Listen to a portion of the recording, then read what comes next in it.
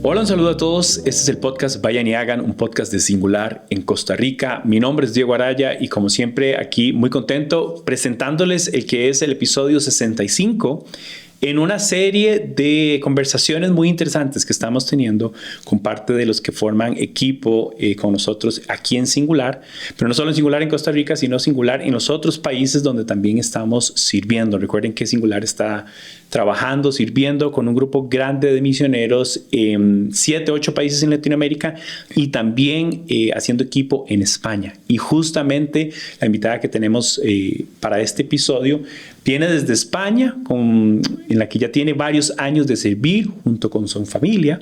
Así que sin más, quiero presentarles a Erika Guillén, que está con nosotros esta mañana. ¿Qué tal? Muy bien, gracias a Dios. Excelente, gracias por acompañarnos. Y bueno, queremos conocer tu historia un poquito, porque la verdad es que tienen un montón de experiencia, pero queremos tomar este tiempo para escuchar un poquito de esa historia, que la gente se sienta animada. Y pienso también en gente que está comenzando a hacer misiones o está inquieto por hacer misiones. Lo provechoso que puede ser escuchar las historias de gente que ya caminó un poquillo más. No demasiado, pero un poquillo. Algo en el camino. Sí, entonces, bueno, queremos escuchar un poquito primero de tu historia de familia. Cuéntanos de tu familia, porque hoy estás aquí sola, estás de visita en Costa Rica. Bueno, sos de Costa Rica, pero contarnos de Donald, tu esposo, tus hijos y tal vez no sé qué tan breve puede ser, pero un resumen de la historia de ustedes en esta aventura de ser misioneros. Bueno, sí, tengo a mi familia. Esta vez estoy sola aquí de trabajo y visita. Mi hijo Isaac tiene 28 años, mi hija Nazaret tiene 22. Donald se quedó este tiempo en España, pero bueno, ya tendrá su momento de venir. Nosotros recibimos el llamado misionero en el año 98 y pues obviamente la misión era sumamente nueva en Costa Rica en general. Había solo una o dos organizaciones que estaban involucradas en misiones. Entonces, pues empezamos a buscar personas que nos fueran guiando o aconsejando qué debíamos hacer, cuál era el siguiente paso. Y bueno, en el camino encontramos hermanos que de verdad nos ayudaron mucho y empezamos a prepararnos en esta organización durante más o menos unos 5 o 6 años. Ya Isaac tenía 3, 4 años cuando recibimos el llamado, entonces fue bastante interesante ver cómo el Señor nos iba guiando, porque pues como una pareja joven teníamos nuestro sueño de tener una casa, de tener nuestro hogar y todo establecido. Pero bueno, el Señor usó diferentes situaciones en el camino y nos guió en el año 2000 aquí a San Isidro de Heredia, donde empezamos un entrenamiento internado o algo así. Y en 2004 fue que conocimos ya a antiguos equipos internacionales y ya nos involucramos más con más de lleno en toda la obra misionera. En el 2000 sucedió una situación familiar con respecto a nuestra casa, porque sí la construimos y todo, pero bueno, el Señor usó eso para decirnos ya es tiempo de dejar todo y ahora sí síganme a tiempo completo. Entonces dejamos la casa, mi esposo es ebanista, entonces cerramos el taller, la fábrica de muebles y bueno, cogimos a Isaac y nos vinimos para acá. Y en 2002 nació Nazaret también, entonces bueno, ya otra miembro más que empezó a involucrarse en la misión. Llegamos aquí a equipos y tenemos ahora ya 20 años con antiguos equipos internacionales, ahora Singular, Costa Rica. Y hemos estado en Medio Oriente. En 2008 salimos por primera vez a Medio Oriente, después a Bosnia y Herzegovina. Estuvimos 6 años y ahora actualmente en España ya tenemos 7 años. Wow, es un buen trayectoria y interesante ver el cambio de los países que tienen, al menos 2 de ellos tienen un común denominador de servir con árabes y musulmanes. ¿Cuándo vino, en qué ¿En qué momento del proceso de ustedes vino esa certeza de trabajar con esta población? Bueno, antes de casarnos, Donald aceptó al Señor cuando él tenía 18 años, nos casamos cuando él tenía 24 años.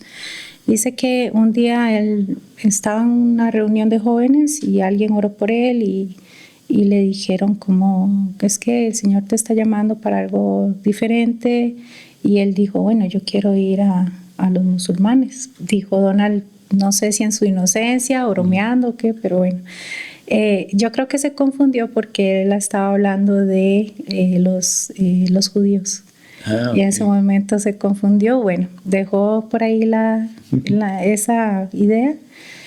Nos casamos y 2 años después, 3 años después de que nos casamos, llegó una muchacha a nuestra iglesia local a dar un testimonio y un reporte y todo esto, pero ella llegó totalmente de negro. Y empezó a hablar sobre la necesidad que había en el mundo musulmán, los retos que había, la evangelización y todo eso. Entonces a mí me impactó mucho verla y yo empecé a llorar y a llorar y a llorar y fue muy extraño porque pues no la conocía de nada, y al final pues ella me llamó aparte y me dijo, ¿por qué estabas llorando? Le digo, no sé, yo solo la vi a usted y siento con mucho dolor en el corazón. Y me dice, ore al Señor porque puede ser que le esté llamando a servir. Pero claro, yo era una muchachita, jovencita, sin experiencia. Usted dijo, no, mejor no oro, voy a dejarlo así. No, sí. Yo, no, se equivocó. No, siga usted adelante. Lloro por usted. Y al final, ese día estuvimos hablando Donald y yo, y él se acordó, me contó, no habíamos hablado de eso antes. Él me contó que antes había recibido como una palabra o un llamado, no sé cómo decirlo, pero bueno. Entonces dijimos, bueno, ¿será que el Señor de verdad nos está llamando a hacer esto? Uh-huh. Y empezamos a orar y a preguntar a través de esta hermana que nos dio el contacto de la organización en San José. Y ahí fue donde empezamos a recibir como la guía de qué hacer, cómo prepararnos y conocer más, obviamente, del mundo musulmán, porque no teníamos ni la menor idea. Claro, y es un mundo, literalmente, ¿verdad? Una cultura que tiene muy pocas cosas parecidas a nuestra cultura, digamos, occidental, totalmente, latina. Totalmente. Entonces, sí, el cambio debió haber sido fuertísimo. Sí. Estoy considerando además que ir de misiones con 2 niños relativamente pequeños, ¿verdad? Cuando ustedes salen, Isaac tiene 10, 12 años. 12. Y Nasa tiene como 6 años, sí. Que son años particulares en el tema de la crianza. Ajá. Contanos un poquito de eso. ¿Cómo fue como esposos y como familia esa primera transición? Porque además me parece que el lugar más intenso en el que han estado es el primer lugar al que van, ¿verdad? Entonces, ¿cómo fue este país en Medio Oriente? Que, por cierto, ustedes van en una temporada de guerra y de tensión, ¿verdad? Había una tensión política y religiosa bastante marcada en aquel tiempo, en el 2000, ¿qué dijiste? 2008. 2008. Y lo sé porque habían otros miembros del equipo también en aquel momento por allá. Sí. En algún momento, no sé si simultáneamente habían 3 familias. Sí, 2 familias y un soltero. Ajá, ok. Sí. Pero bueno, cuéntanos cómo fue ese tiempo para ustedes. Bueno, el reto de servir al Señor en misiones con niños es bastante fuerte, porque pues obviamente ellos especialmente necesitan seguir estudiando y todo esto. Entonces, siempre desde que empezamos a servir en misiones, siempre era Isabel que estaba, entonces siempre lo involucramos y siempre nos hemos presentado como la familia Solano, no Donald Solano, el misionero y su familia, o Erika y su familia. Y creo que esto ha sido bastante bueno porque ellos se han sentido parte y obviamente como niños tienen sus propios retos. Yo personalmente, viendo, digamos, como la crianza de ellos y todo, y la experiencia viendo más niños de misioneros, siempre digo, ellos son los que tienen la peor parte del ministerio, porque ¿cómo le explicas a un niño de 6 años, de 12 años, que vamos por fe, que vamos a perder cosas y todo, y ellos pues se lo hacen porque están con nosotros, ¿verdad?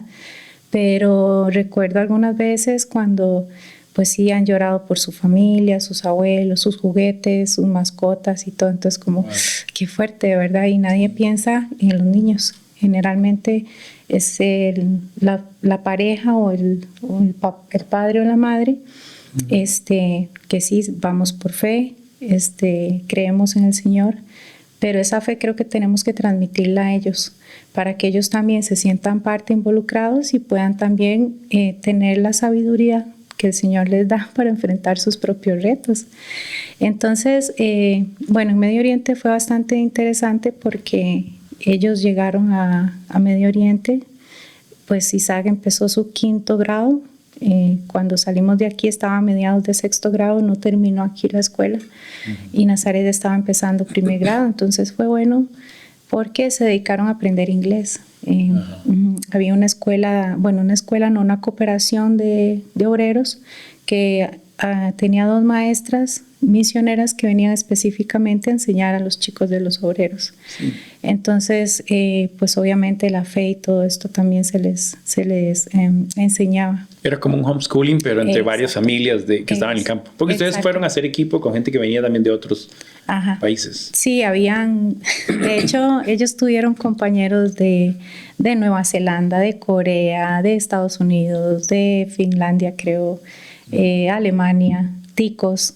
Entonces fue bastante interesante y fue muy bueno para ellos tener ese tipo de mezcla y experiencias transculturales con otros niños, porque fue como que se abrió su mente a un mundo diferente y a la tolerancia de culturas, de idiomas y todo. Entonces más bien se creaban vínculos muy lindos entre ellos. Claro. Sí, como un balance entre el reto que significa la crianza, que de por sí en cualquier lugar va a ser difícil, pero cuando estás fuera de tu lugar, obviamente tiene un nivel más alto en esa tensión que hay. Pero al mismo tiempo, qué bueno exponerlos a experiencias que un niño creciendo en su país no necesariamente va a tener, ¿verdad? Como esto de aprender otro idioma, que me imagino además de ellos llegaron a dominar bien el árabe. Entonces, esta es como una experiencia, como dices, que habría el entendimiento de ellos y su visión de mundo, que por lo general la gente cuando llega a experimentarlo ya lo experimenta grande, porque la gente viaja. Sí, ya grande. Ya grande, entonces ve los idiomas, valora las culturas, nota las diferencias. Pero interesante ver si los pros y los contras, dirías, ¿verdad? Tal vez de esa tensión. ¿Cuál es una experiencia que todavía recuerdas que haya sido tal vez la más compleja como familia de superar? No sé si en los primeros 2 años en Medio Oriente o ya en Bosnia, pero ¿cuál es un momento para ustedes crítico que tú recuerdas y dices, bueno, lo recuerdo como una época que fue complicada para nosotros? Sí, bueno, podría mencionar una que fue en Medio Oriente, llegando a Medio Oriente, y recuerdo que obviamente estábamos en un país sumamente peligroso.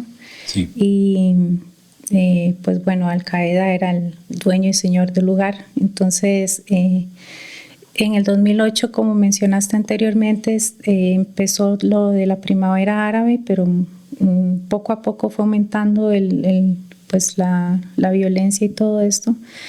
Y una vez recuerdo que alguien nos llamó y dijo: sabemos que ustedes tienen los niños en cierto lugar, entonces no se sorprendan si algo malo llega a pasar en ese lugar.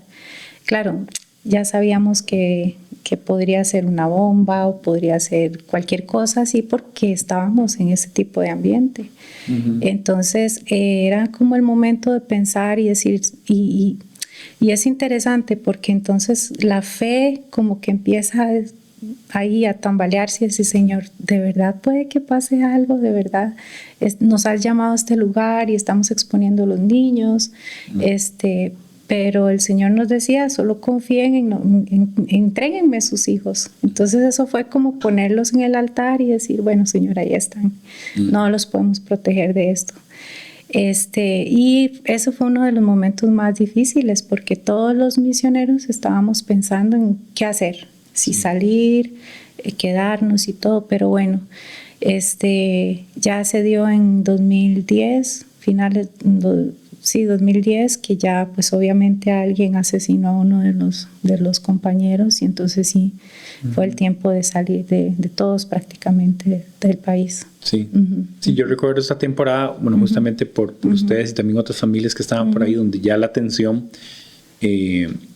motivaba una salida de emergencia, que creo que fue como todos salieron como en un tema de emergencia. Ya. Ya era una emergencia y en ese momento se dio, porque ya, digamos, la organización esta empezó a llamar y decían tal y tal están en la lista, empezaron a secuestrar obreros, entonces ya se complicó mucho la situación y ya ahí sí no era cuestión tanto de fe, sino de sabiduría. Sí, que es un momento complicado, ¿verdad? Eso es parte de la tensión que un misionero experimenta, es hasta dónde permanezco en un lugar y en qué momento sí es el momento de salir y moverme. Que cada circunstancia y cada momento va a traer su forma de valorarlo. Pero bueno, es parte también del riesgo que corren, ¿verdad? Ustedes orando en su oración diciendo, bueno, sabemos que estamos en manos de Dios y sabemos que de todas formas estar aquí es un riesgo altísimo, pero tenemos la convicción de obedecer.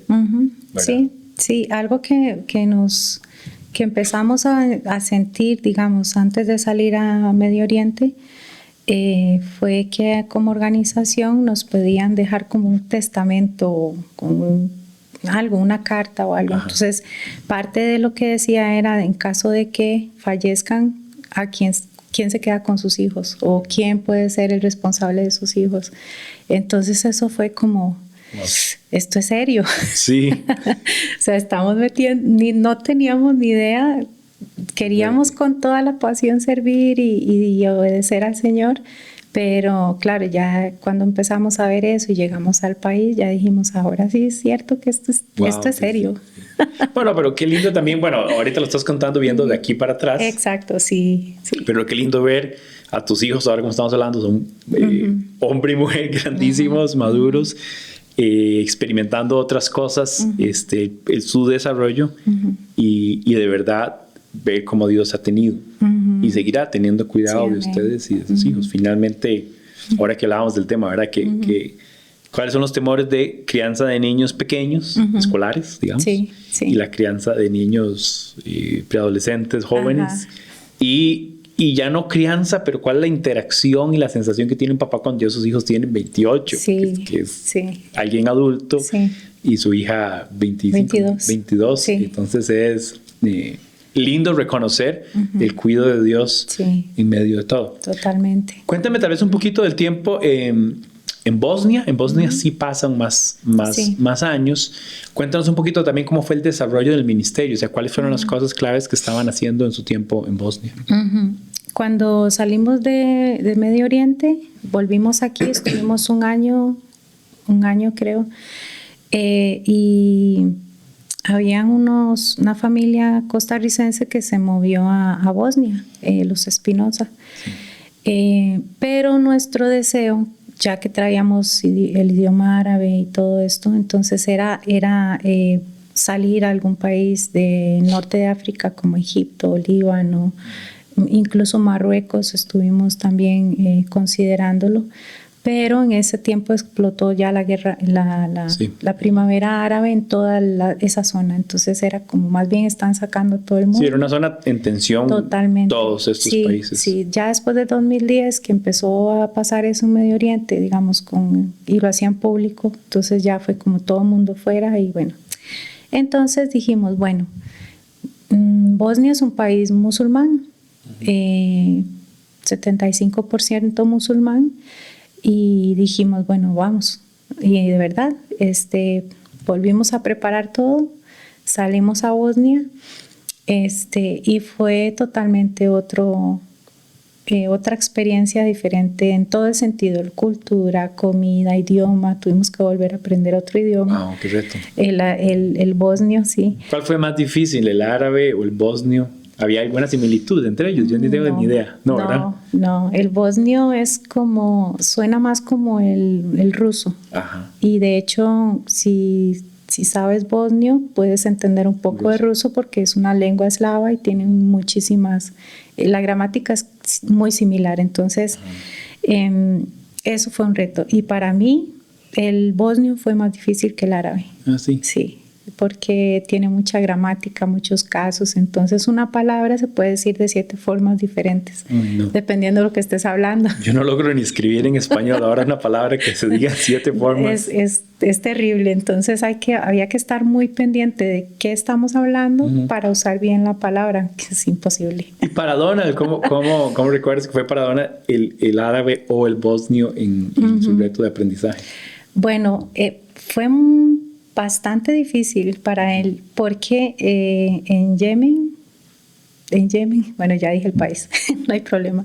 Estando ahí, yo sabía un poco de inglés, entonces yo traducía para Donald las clases de árabe que nos enseñaban en español. La chica enseñaba en inglés, las clases de árabe, yo las traducía al español. Entonces, prácticamente él aprendió árabe e inglés a la misma vez. Wow. Y eso fue bastante cansado para él. Estando en Bosnia donde llegamos no había como una escuela formal ni nada de esto, era como muy informal el tipo de aprendizaje del idioma.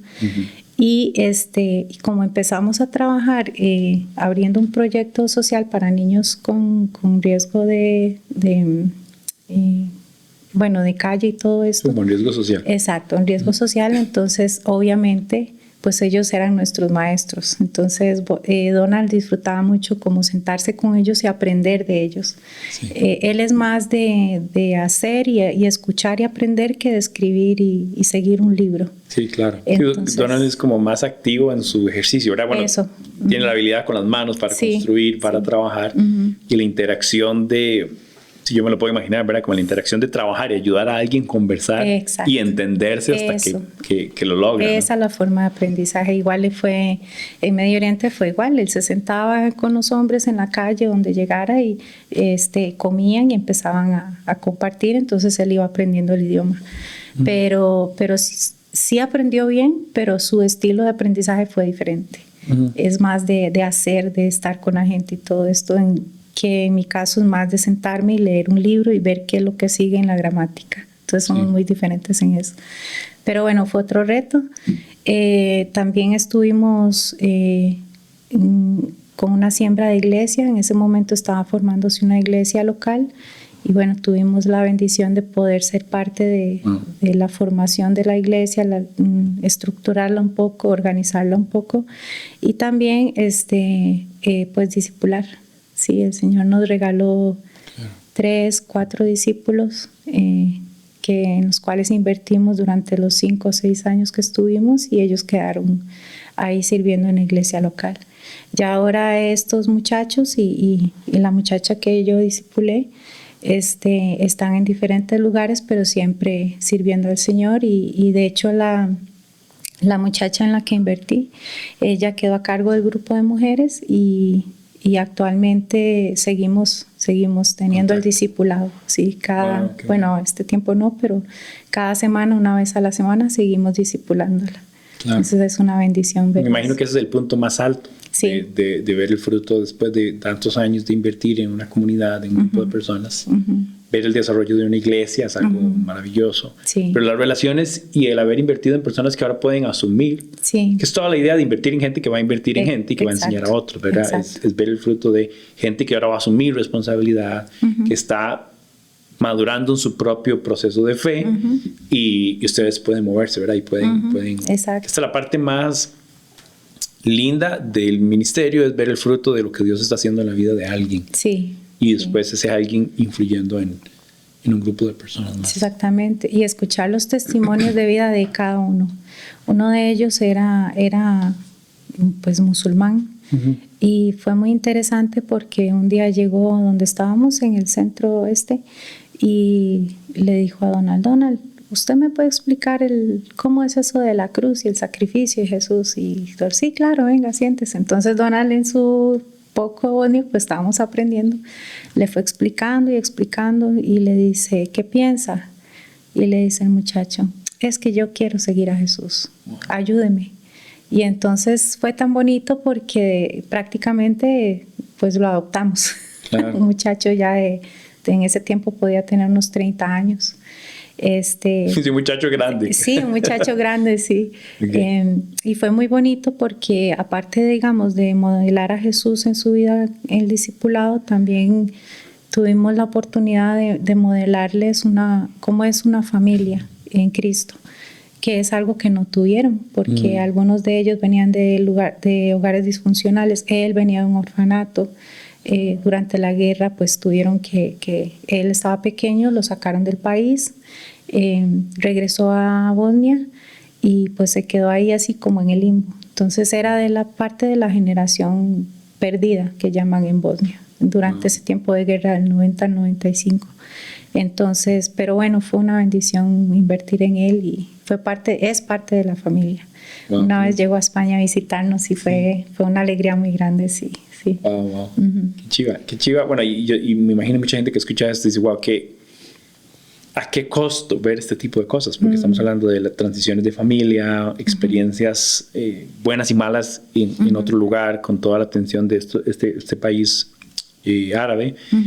Y llegar como otro momento es otro momento de ministerio, otro momento de crianza de los hijos, otro momento. Y solo esa historia que me estabas contando de este muchacho, uno dice, vale la pena. Sí, definitivamente. Vale la pena toda esa suma de cosas que ustedes están dispuestos. Esa es la máxima de un misionero, estoy dispuesto a lo que sea porque una persona escuche el evangelio y reciba esa gracia y ese amor de Cristo. Y un ex musulmán. Claro. Entonces era como, sí, Señor, aunque sea uno. Sí. Vale la pena. Y no, yo sé que para la mayoría de las personas es difícil coordinar todas estas cosas. Al inicio estabas diciendo, nosotros tenemos nuestra casa, tenemos nuestro negocio, estamos bien. Y pienso en la idea de escuchar a Dios y obedecer a Dios siempre te mueve a un lugar de riesgo y de disconfort. Yo me identifico, mi historia es tal vez diferente, bastante diferente tal vez en ministerio, pero sí reconozco que el obedecer a Dios y asumir ciertas responsabilidades siempre implicaba dejar un confort. Sí. Yo preferiría el confort de ciertas realidades, pero yo creo que eso es parte de cómo Dios te inquieta hasta alinearte con propósitos que Él tiene para uno y que finalmente uno puede ver el fruto y decir, bueno, está bien, valió el disconfort, valió el reto. El esfuerzo. Cuéntame un poco de España. Estamos en la sección de Bosnia y lo que ha pasado y esta historia es súper chiva. ¿Cómo ha sido ahora en España, que han pasado los últimos 5 o 6 años? Otra vez con las transiciones que implicaba y ya con niños ahora en otra fase de crianza, de relación. Sí, bueno, España también fue otro plan de Dios, porque cuando salimos de Bosnia habíamos salido porque ya Isaac había terminado el colegio, entonces no tenía visa ya bajo nosotros. Como de estudiante. Exacto, no, ya no. Y también la forma de hacer ministerio con organizaciones sociales estaba cambiando, entonces teníamos que presentar ya no un proyecto en general, digamos, en 5 personas, sino un proyecto cada uno. Y es imposible, o sea, no teníamos un proyecto cada uno. Y también que el Señor ya fue diciéndonos como poco a poco tienen que ir soltando a la iglesia, soltando a los discípulos para que ya caminen solos. Entonces, bueno, fuimos a España en ese tiempo a hacer un retiro de equipo. Y no era el plan nuestro ir a España. Nosotros queríamos o pensábamos volver aquí, ya establecernos, que Nazaret terminara su colegio y ya nosotros servir desde aquí pues a los obreros. Pero en ese retiro conocimos una iglesia, entonces un hermano que estaba con nosotros les dijo, vean, ellos van a salir de Bosnia. Surgió así una conversación, van a salir de Bosnia, han tenido estas experiencias, les interesaría que vinieran aquí a ayudarles. Bueno, vamos a orar y a pensar y todo. El asunto es que dijimos Donald y yo, bueno, oremos a ver, y si nos dan visas, vamos.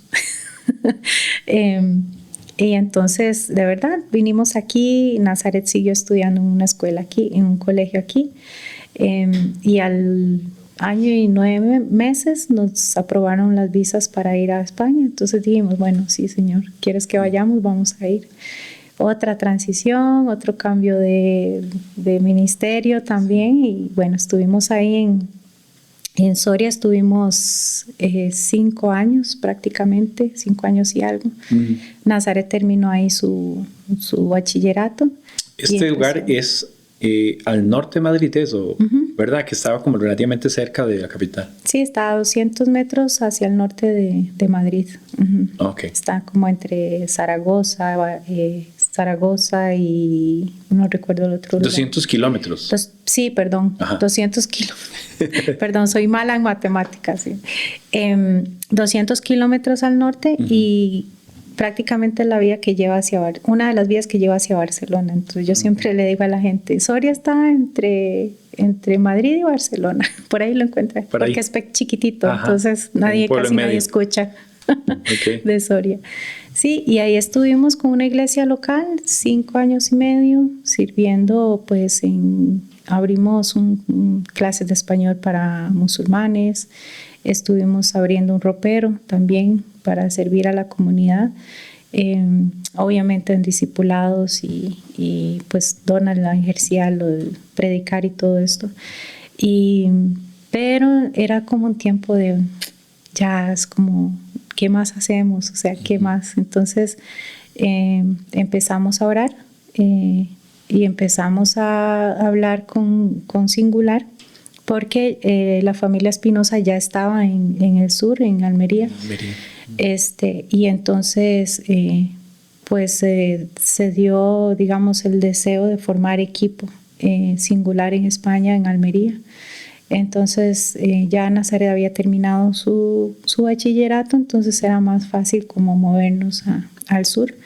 Y bueno, decidimos hacerlo y tenemos 1 año y medio en Almería. Recién, sí. Recién. Sí. Qué bueno ver también el valor del trabajo en colaboración con otros, porque definitivamente, no importa en qué país del mundo no esté, pero si está acompañado, va a ser mejor. Sí. Sobre todo que en el caso de ustedes es con otra familia de ticos, Andrés y Adriana, su hijo, con Dani. Y acuerparse, porque además ustedes eran buenos amigos desde acá. Curiosamente, los dos familias Cartaga, ¿no? Los dos son de Cartago, ¿no? No, ellos son de Alajuela. De Grecia. Sí, de Grecia. Nosotros sí somos de Cartago. De Cartago. Sí. Y que además también por ahí está Jesús, que es un soltero trabajando también con parte del equipo de Singular, que está con ustedes, entiendo, ¿verdad? Es parte del equipo que están formando. Estamos formando. Sí, Jesús se acaba de mover hace, no sé, creo que a principio de este año. Entonces también está en esta transición de visas y todo esto, que residencias, que es lo más, digamos, lento, en el sentido, al estar en Almería todo es un poco más lento porque hay mucha población, no es como en el norte, pero sí está con nosotros con el fin de poder formar equipo en Almería.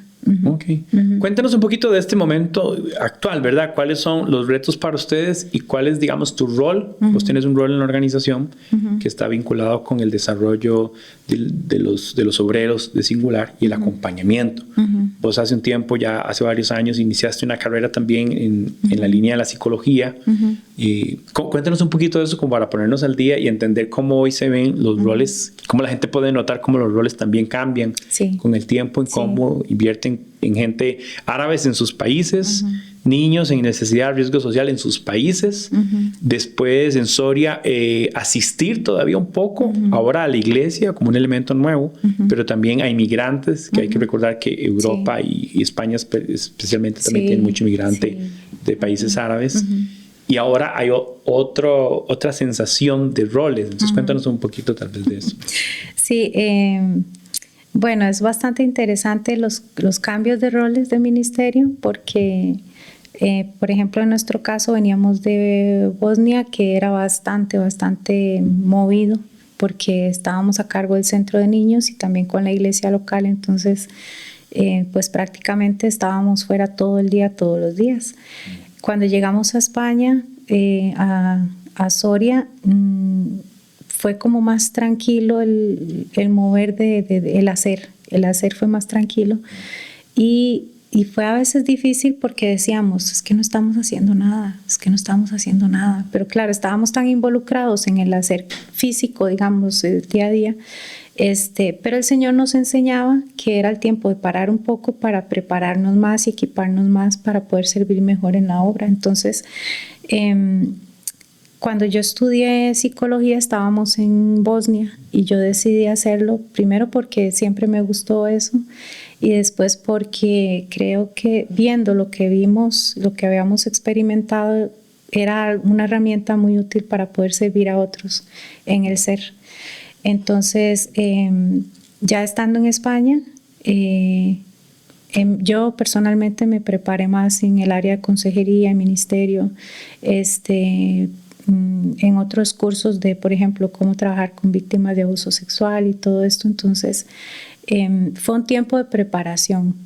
Lo vimos en Soria, fue un tiempo, sí, estamos sirviendo, pero ahora es parar y prepararnos los dos. Como un punto medio entre una nueva fase. Para lo que venía, exactamente. Entonces, después de la pandemia, Luis Diego pues habló conmigo de parte de Singular y él me dijo que si me gustaría, me invitó, que si quería, me gustaría ser parte del equipo de personal y acompañamiento de obreros. Entonces, tuve una lucha interna, pero al final el Señor me confirmó que sí, que lo hiciera. Y es parte de lo que hago actualmente con Singular, sirviendo y acompañando especialmente obreras asociadas de Singular. Sí. Y es parte de lo que estoy en Costa Rica en este momento. Es parte de tu diligencia por acá. Exactamente. Y esta parte es importante también que la gente lo pueda notar, que a veces la gente dice, es que las organizaciones misioneras tienen un trabajo con los pueblos con los que van y la gente que está sirviendo ahí. Sí, claro, pero hay un trabajo interno, o sea, una organización que está equipando, que está acompañando, que está enviando, que está promoviendo a ser discípulos, como lo es Singular. Tiene un montón de roles y tiene un montón de necesidades por cubrir.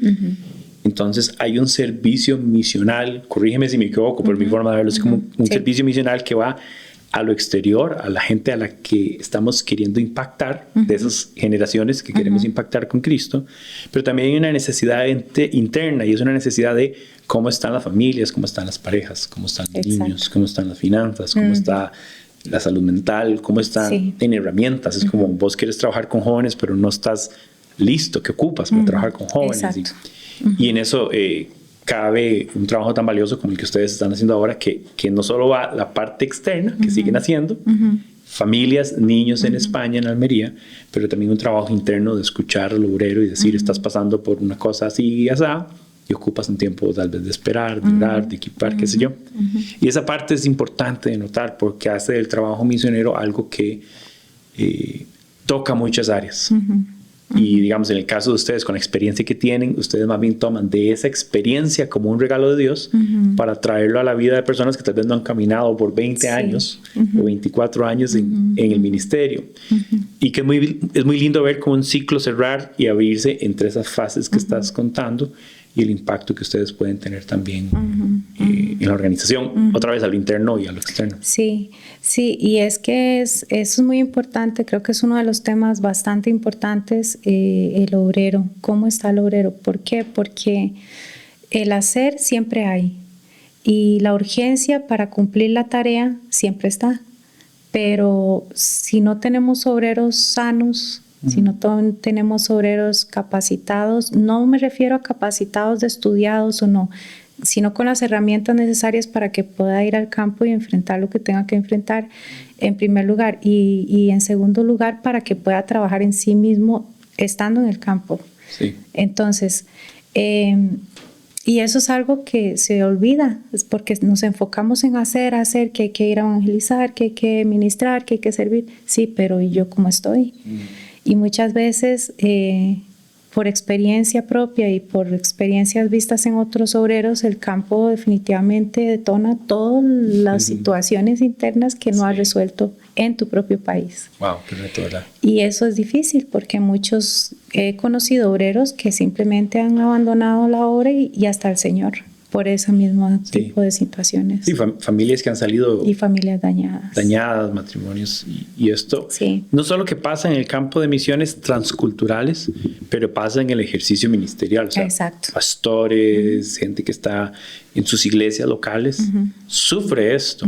Y tal vez sufre, pues claramente sufre por el desbalance entre todo lo que quiero hacer, que todo misionero desea cambiar el mundo. Sí. Ningún misionero puede cambiar el mundo. No. Uno se da cuenta que uno no puede en camino. Exacto. Y yo creo que más o menos rápido también, sí. dirías, ¿verdad? Como sí, en los primeros 2 años usted sabe que usted no va a cambiar el mundo. Pero en parte caer en esa necesidad nos hace cuidarnos de, no puedo cambiar el mundo, pero quiero estar sano para empujar, animar y acompañar a otros en lo que sea que esté haciendo. Entonces, ese es un énfasis que debemos recordar a la gente que está sirviendo, es cómo está tu corazón, cómo están tus emociones, tus pensamientos, cuál es tu plan de vida, cómo vienes procesando tus cosas. Vos decías esto, ¿verdad?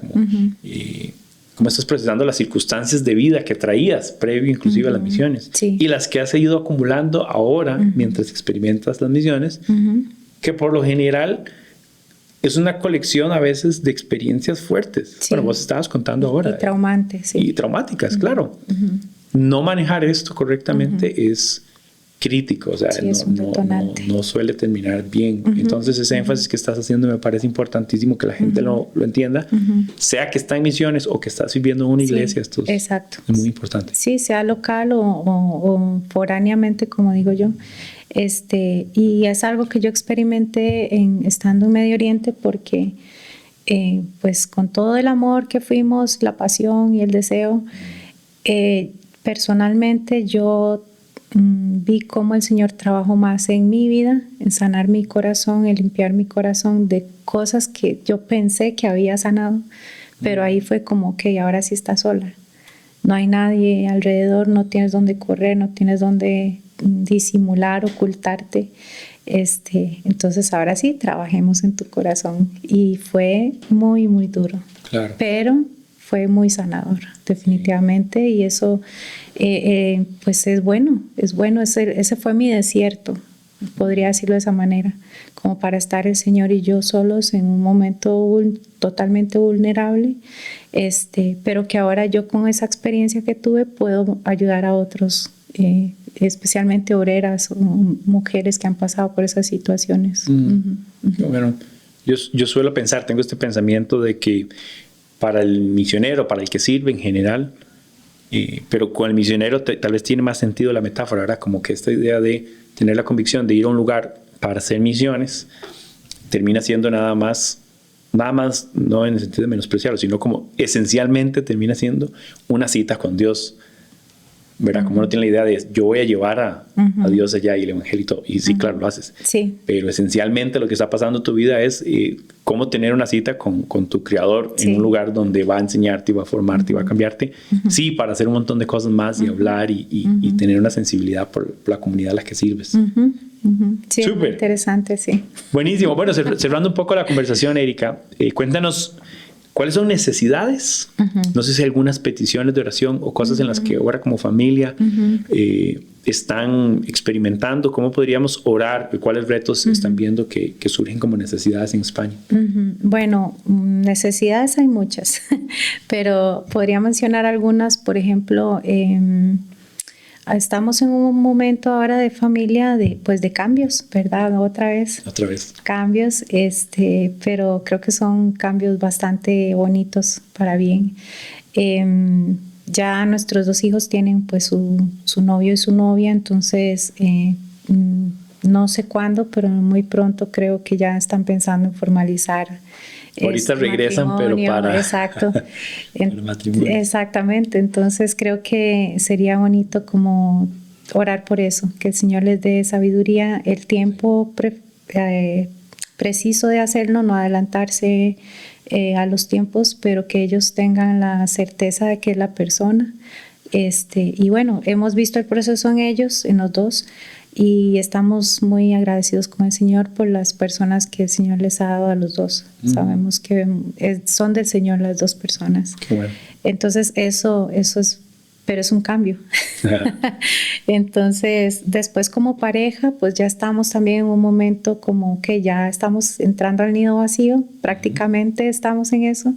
Entonces, ¿cómo podemos nosotros dos seguir trabajando en nuestro matrimonio, seguir creciendo en el Señor, en el amor, para servir mejor a otros con más libertad de hacerlo? Sí. Y bueno, con sabiduría. Es lo bonito de este tiempo es que podemos volver atrás y ver todo lo que hicimos, y a veces fue más de impulso, pero ahora es como, no, sentémonos, oremos, vemos, observamos, pesamos y tomamos las decisiones. Entonces es muy interesante el tipo de tiempo. Y algunos retos que hay, pues obreros. Ahora en Almería estamos, gracias a Dios, hay bastante oportunidad de ministerio con niños, con jóvenes, con inmigrantes, especialmente del norte de África. Hay bastante musulmán. De hecho, Almería somos como 200,000 personas y como 133,000 o por ahí son musulmanes. Wow, entonces, sí, es más musulmán que español, ¿verdad? Entonces, y se ve la influencia, es como estar en un país del norte de África, el lugar donde vivimos nosotros actualmente.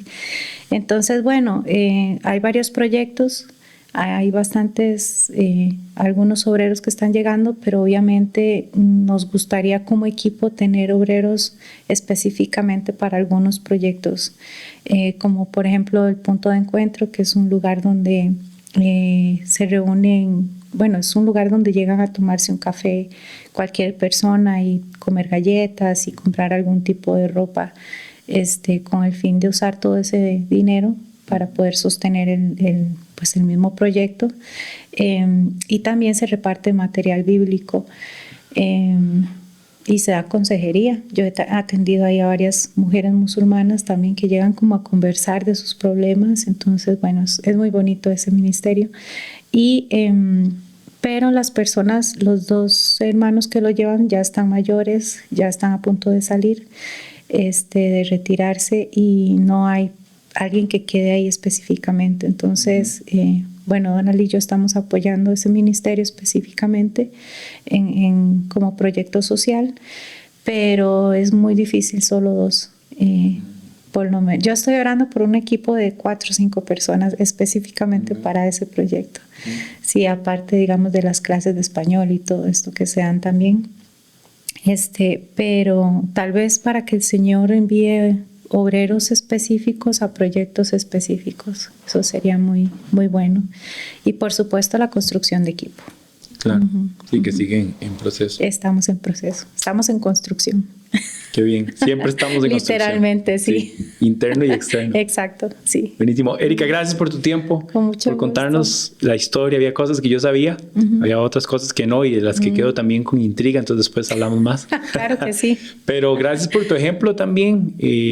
Vos y Donald como pareja, un ejemplo de perseverancia en Cristo, como papás criando a sus hijos en medio de todos estos cambios que estábamos conversando, su perseverancia por tantos años y su experiencia, me parece que, bueno, a mi vida habla como un ánimo y un ejemplo de seguir. Y me imagino para gente también más joven como un ánimo de iniciar. Y me imagino que para la gente y las familias a las que ustedes pueden tener cerquita ahí en España son una gran bendición. Así que muy contento de tenerte acá y escuchar un poquito tu historia. Ojalá los que escucharon también se sintieran animados. Los que ya están en misiones, los que están en la iglesia, los que están sirviendo en cualquier ambiente de lo que hoy estábamos conversando, se siente animado. Me quedo mucho con la idea esta de cuidando lo interior para una efectividad afuera, y también con tu nuevo rol, o este rol que has venido teniendo en singular, cuidando a los obreros. Pero bueno, muchísimas gracias. Vamos a ver si tenemos a Donald por acá. Claro. Sí, sería muy interesante escuchar su versión de la historia. Sí. Ahora la cambia toda. Exacto. No, ahora le digo para que se ponga de acuerdo. Sí, pónganse de acuerdo. Okay.